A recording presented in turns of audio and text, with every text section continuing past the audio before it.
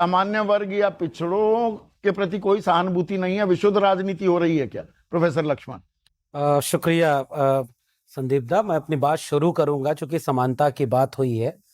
मंडल commission की report के सबसे ऊपर एक वाक्य लिखा हुआ है कि समानता केवल समान लोगों के बीच हो सकती है।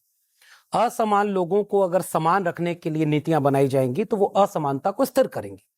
जब अगर समाज में असमानता है, उसे दूर करने के लिए आपको नियम, कायदे, कानून भी असमान बनाने पड़ते हैं। इसी के आधार पर आपने SC ST को आरक्षण दिया और मंडल कमीशन के बाद OBC को दिया। उसके बाद आपने इस पूरी प्रक्रिया पर यह बातचीत की कि क्या यह भेदभावकारी नियम है? बिल्कुल है। जैसे आप जब गरीबों को कोई राहत देते हैं तो क्या अमीर विरोध करते हैं? नहीं, जैसे जरूरत है उसके लिए नियम बनाए जाते हैं। इसी तरह से अगर भेदभाव जाति के आधार पर हो रहा है तो जाति के आधार पर डिस्क्रिमिनेशन रोकने के लिए इस क्लॉज में क्या लिखा हुआ था? तीसरे परिभाषाओं के तीसरे बिंदु का 5वां हिस्सा कह रहा है कि भेदभाव किसी भी स्तर पर होना चाहिए, उसके खिलाफ कार्रवाई होगी। लेकिन तीसरे पॉइंट में साफ कहा कि अगर वो जातिगत आधार पर है तो जातिगत आधार पर 3 लोगों के साथ हो सकता है, शेड्यूल ट्राइब और ओबीसी। ओबीसी को शामिल किया गया इसमें। ओबीसी को शामिल करने से क्या इस तरह का विवाद बना है? अब मेरा एक सवाल है कि अगर ये जातिगत भेदभाव कम हो रहा होता तब ये प्रक्रिया करने का दोष होता। 2012 आंकड़े उलट तस्वीर दिखा। मैं अभी कह रहा हूं कि थोराट कमेटी 2007 में बनी और उसने बाकायदे ये तक कहा कि मेस में भेदभाव होता है और उसके बाद कैंपस में भेदभाव होता है, इंटरव्यू में भेदभाव होता है। उसके बाद आपने 2012 में UGC कमेटी बनाई। उसके बाद यूनिवर्सिटीज में मैंने आंकड़ा 2 दिन पहले दिया था, जो SC छात्र हैं, SC जो प्रोफेसर हैं, वहां पर रिक्त पद लगभग 60% और ये 83% तक चला जाता है OBC के पास। मैं वही कह रहा हूं कि मैं तो ये कह रहा हूं कि ये प्रावधान सरकार ने मजबूरी में बनाया क्योंकि कोर्ट का दिशा निर्देश था, फिर पार्लियामेंट्री कमेटी ने भी कुछ निर्देश दिए और आपको यह करना था, लेकिन आपने इसको इतना वेग तरीके से किया कि आपने भेदभाव को स्पष्ट नहीं किया।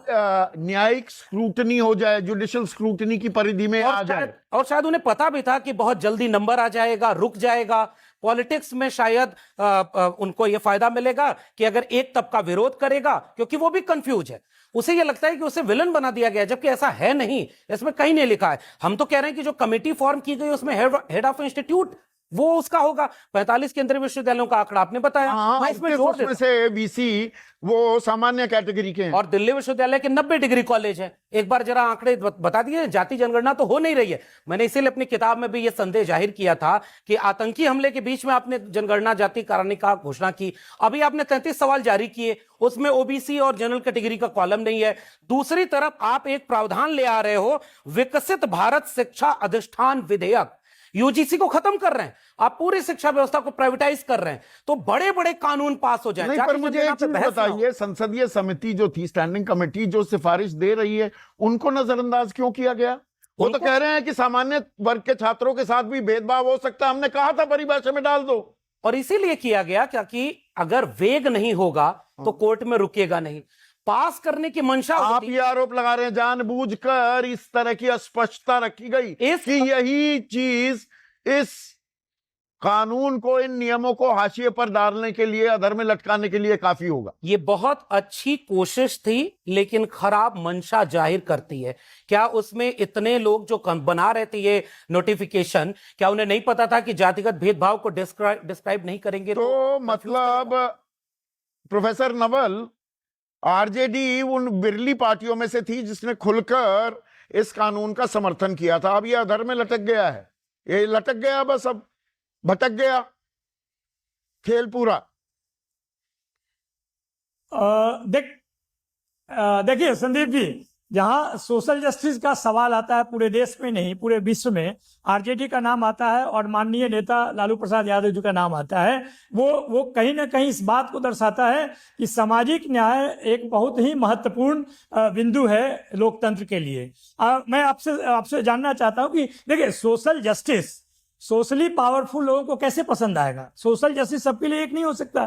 ये कई सारे परिवर्तन हुए हैं 1947 के बाद, खासकर संविधान बनने के बाद कई सारे परिवर्तन हुए हैं।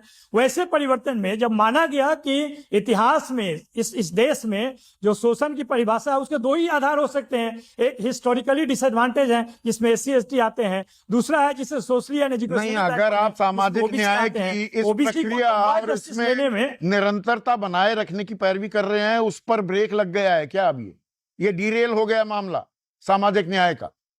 नहीं देखिए, ब्रेक तो लगाने का काम भारतीय जनता पार्टी पहले ही करते रही है। डिवाइड ही उनके नीतियों की खास बात है, उनके नीतियों के DNA में डिवाइड है। आपने देखा नहीं, आपने गिरिराज सिंह का स्टेटमेंट बताया, लेकिन निशिकांत दुबे ने क्या कहा? मुझे मालूम था कि यही जजमेंट आएगा सुप्रीम कोर्ट के द्वारा, ये उनका अपना स्टेटमेंट है। तो जो भारतीय जनता पार्टी के लोग हैं उनका मनोबल इतना बड़ा है, आज के डेट में भी किसी तरह की बात कहने में वो सोचते नहीं है। जब गिरिराज सिंह कहते हैं नहीं, देवेंद्र मौर्य हैं बाराबंकी वासी, लोग जो है प्रोफेसर नवल सुनिए ना, वो कह रहे हैं UGC नियमों से बीजेपी, कांग्रेस, TMC सभी दलों की पोल खुल गई है। किसी का पिछड़ा वोट बैंक है, किसी का अगड़ा है, कोई नाकाम सी कोशिश करता है दोनों को साधने की। आप सब कुल मिलाकर जातिवादी हैं, आप ही ने हमें बांट रखा है, ये पूछ रहे हैं देवेंद्र मौर्य। नहीं देखिए, अगर जातिगत गैर बराबरी को दूर करना जातिवादी है, तब तो हम हैं जातिवादी। जिसमें ऊंच नीच का और इस तरह का सामाजिक विभाजन है, उस विभाजन को दूर करने के लिए संविधान कहता है और संविधान में उसको उपचार दर्शाए हैं। उस उपचार के साथ खड़ा रहना अगर जातिवादी है तो फिर इसमें क्या दिक्कत है? हम सब जातिवादी। चलिए खुल